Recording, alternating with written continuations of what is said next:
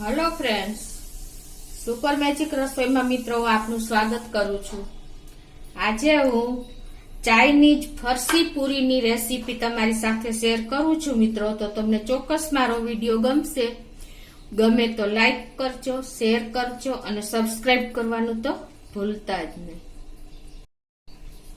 તો મિત્રો એના ઇન્ગ્રેડિયન્ટમાં જો મેં 2.5 કપ મેંદો લીધો છે, એની સામે મેં એક મોટું ગાજર ગ્રેટ કરીને લીધું છે, 2 મોટા કાંદા એકદમ ઝીણા સમાર્યા છે, એક કેપ્સિકમ ગ્રીન આપણે ઝીણું સમાર્યું છે, એક 1/4 કપ આપણે કોબીજ ગ્રેટ કર્યું છે, આદુ મરચાની પેસ્ટ છે અને શેજવાન સોસ છે, ગ્રીન ચીલી સોસ છે, રેડ ચીલી સોસ છે, સોયા સોસ છે અને તેલ છે।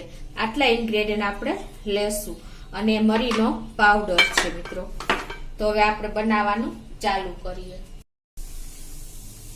તો મિત્રો આપણે ફરસી પૂરી તો બહુ ખાધી આપણી, પણ ચાઇનીઝ ફરસી પૂરી તો તમે મને લાગે છે યુટ્યુબમાં જ પહેલી વાર વિડીયો હશે। તો આપણે એના માટે પહેલા જો આ મેંદાને આ રીતે આપણે લઈ લેશું એક વાસણમાં। આ 2.5 કપ મેંદો છે।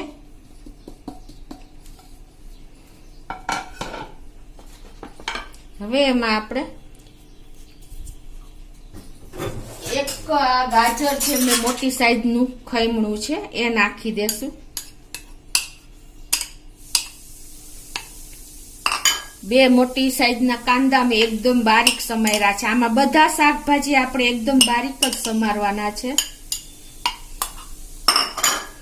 એક કેપ્સિકમ બારીક સમાર્યું છે। તમારી પાસે કોઈ પણ કલરના કેપ્સિકમ હશે ને, રેડ કે ગ્રીન તો પણ ચાલશે અને ગ્રીન હશે તો પણ ચાલશે।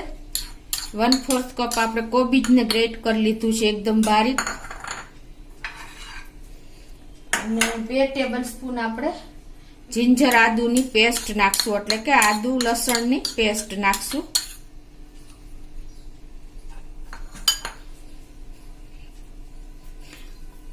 અને હવે આપણે એમાં બધા સોસ નાખશું।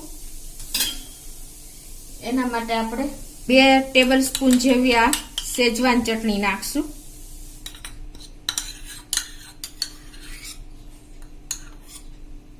તમારી પાસે શેજવાન સોસ હોય તો પણ ચાલે। અને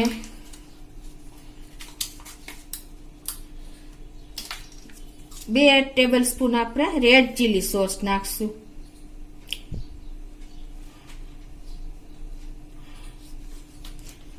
એક ટેબલ સ્પૂન આપણે સોયા સોસ નાખશું।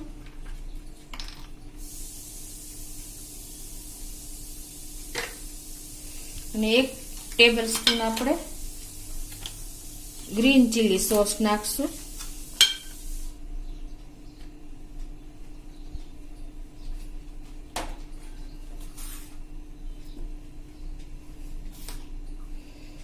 ટેસ્ટ એકોર્ડિંગ આપણે 1 ટીસ્પૂન જેવું સોલ્ટ નાખશું, કેમ કે બધા સોસ આપણા થોડા સ્પાઇસી અને સોલ્ટી જ હોય છે, એટલે તમારે અને 1/4 ટીસ્પૂન આપણે આ મરીનો પાવડર એકદમ બારીક છે એ નાખશું। આને તમે પૂરી પણ કહી શકો અને ચાઇનીઝ પૂરીને મંચુરિયનનો જ ટેસ્ટ આવશે મિત્રો, મંચુરિયન પણ કહી શકો। હવે આમાં આપણે એકદમ ખસ્તા કરવા માટે, એટલે કે એકદમ કુરકુરી કરવા માટે 4 ટેબલ સ્પૂન આપણે તેલ નાખશું। તમે ઘીનો પણ ઉપયોગ કરી શકો છો।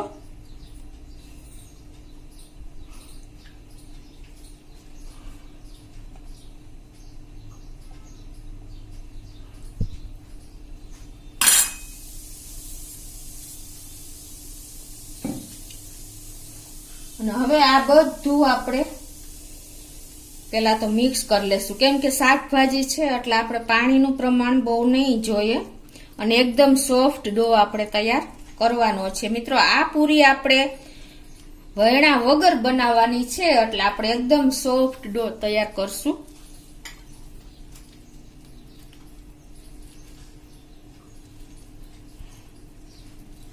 એકદમ આપણી ક્રન્ચી કુરકુરી આ પૂરી બનશે એટલે તમને મંચુરિયન કરતા પણ આમાં સરસ ટેસ્ટ આવે છે. તો આ રીતે જો આપણે શાકભાજીમાં જોતા પૂરતું જ આપણે પાણી નાખશું. શાકભાજીથી જ આપણો લોટ તૈયાર થઈ ગયો છે.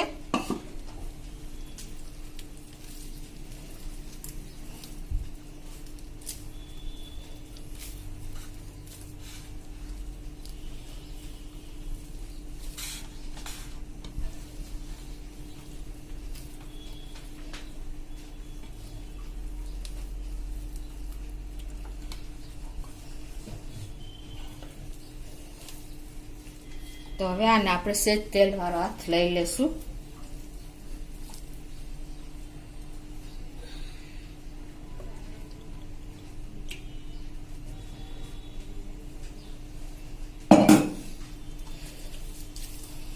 તો આપણો લોટ પણ તૈયાર થઈ ગયો છે. તો જો આપણે આ રીતે સોફ્ટ ડો તૈયાર કરવાનો છે અને આ લોટને આપણે રાખવાનો નથી, કેમ કે આમાં બધા શાકભાજી છે એટલે વધારે પછી ઢીલો થતો જાય. તરત જ આપણે પૂરી બનાવવાનું ચાલુ કરવાનું છે. તેના માટે આપણે આ રીતે પાટલી ઉપર તેલ લગાવી લેશું.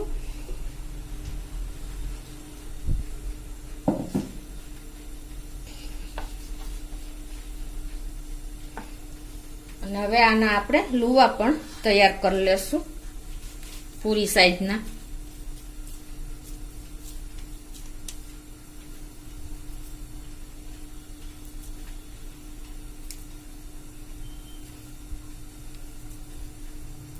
અને આપણે તેલ વાળો હાથ કરીને લુવાને પણ તૈયાર કરી લેશું.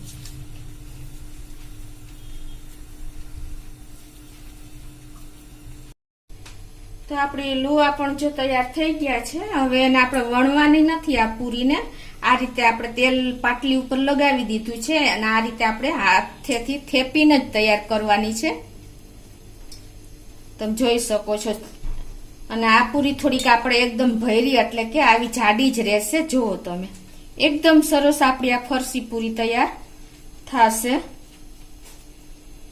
તો આ રીતે આપણે પૂરી બનાવીને પછી એને ફોકથી આ રીતે આપણે હોલ કરી લેશું.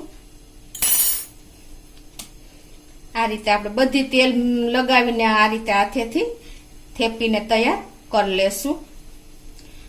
મિત્રો આ પૂરી બનાવતા પણ તમારે વાર નહીં લાગે, કેમ કે આપણે એકદમ સોફ્ટ ડો છે, પ્લસ આપણે વણવાની નથી. આ રીતે થેપીને જ તૈયાર કરવાની છે એટલે ઈઝીલી તમે તેલની સાથે સાથે તૈયાર કરતા જાશો. જો આપણે બધી પૂરી હાથેથી થેપી લીધી છે અને પ્લસ આ રીતે આપણે હોલ કરી લેશું એટલે આપણી પૂરી ફૂલે નહીં.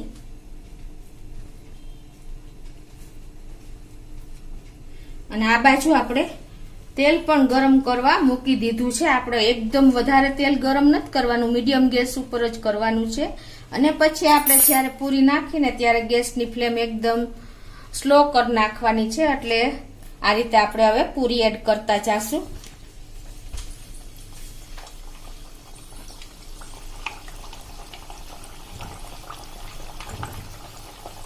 અને આપણે પૂરીને ટચ નથી કરવાની, એની મેળા એ ઉપર આવે ને ત્યાં સુધી આપણે એને રાખવાની છે સ્લો ફ્લેમ ઉપર. તો જ આપણી ફરસી પૂરી તૈયાર એકદમ થશે, કેમ કે આપણી પૂરી થોડીક જાડી છે.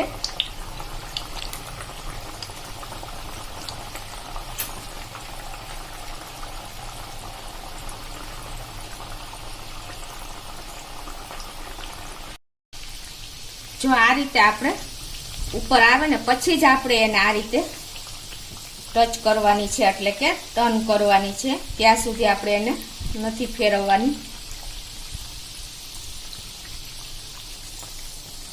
આ પૂરીને તરાતા મિત્રો ટાઈમ લાગશે, એટલે કે 5 થી 6 મિનિટ જેવું થશે. તો જો આપણે 6 મિનિટ જેવું થયું છે એકદમ સ્લો ફ્લેમ ઉપર, અને આપણી પૂરી પણ ગોલ્ડન બ્રાઉન કલર જેવી થઈ ગઈ છે, એકદમ ક્રન્ચી. તો એને આપણે આ રીતે પ્લેટમાં લઈ લેશું. તમને અવાજ પણ આવતો હશે.